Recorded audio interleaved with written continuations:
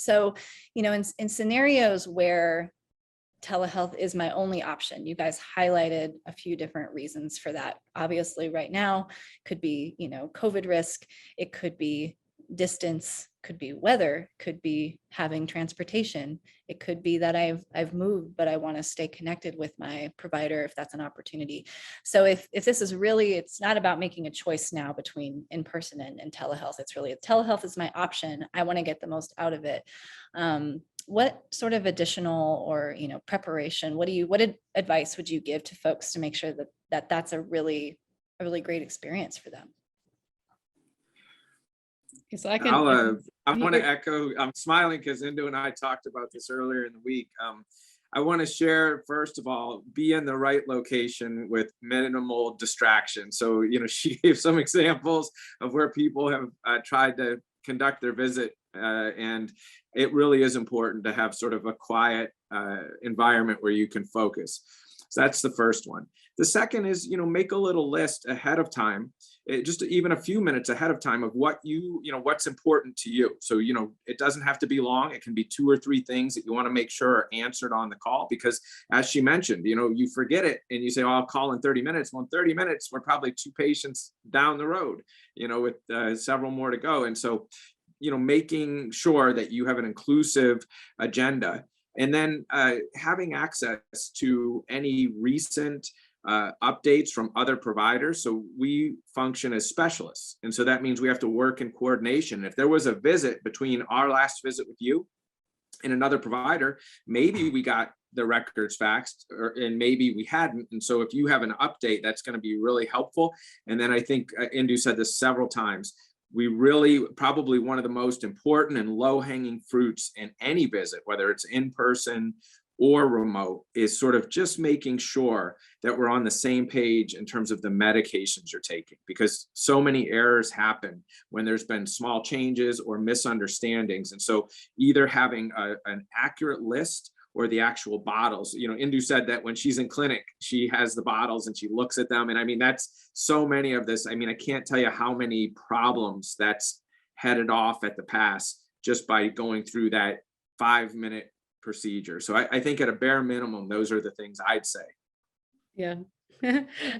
So good lighting, right? We can't be seeing you in like a dark cave. Good sound. So, make sure that's not so loud and noisy. There's 50 other people going on, like construction going on right behind you.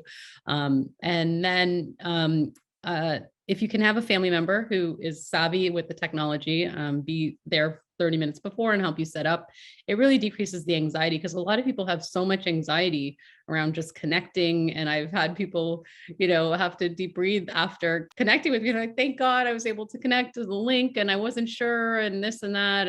And so I think if you can, all these sort of technology issues can be handled by somebody else. It's definitely helpful.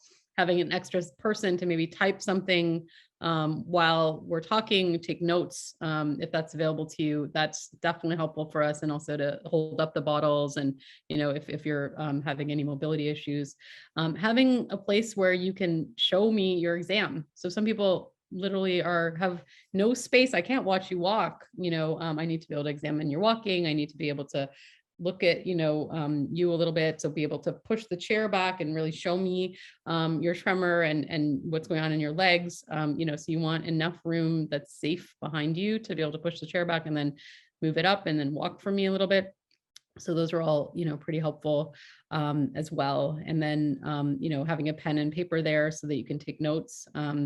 Knowing how to access the chat, because sometimes we'll type changes into the chat, and then taking the time to go ahead and go in, if you have an electronic medical record that's accessible to you, to see what we actually wrote as the changes, and then print that off and have it.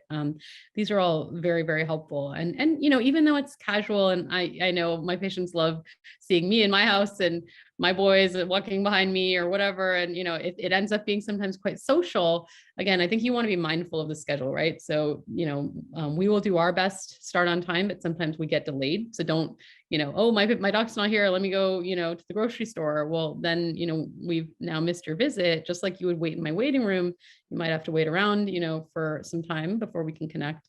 And then making sure that if there are family members that are new, that they're part of, the dialogue, but they aren't dominating the entire, half an hour in the background. And I've had, I want to hear from you. We want to, obviously take, the time to meet somebody, but, we have to be mindful of the schedule, and we want to give you the focus and help you with the presenting problem, that you have. So I think it's, even though it's a bit casual and other people are involved, we just want to make it as conducive to a visit where there's a beginning and middle and end, and we, wrap up and give you the information as possible in a timely fashion. So that's what I would say.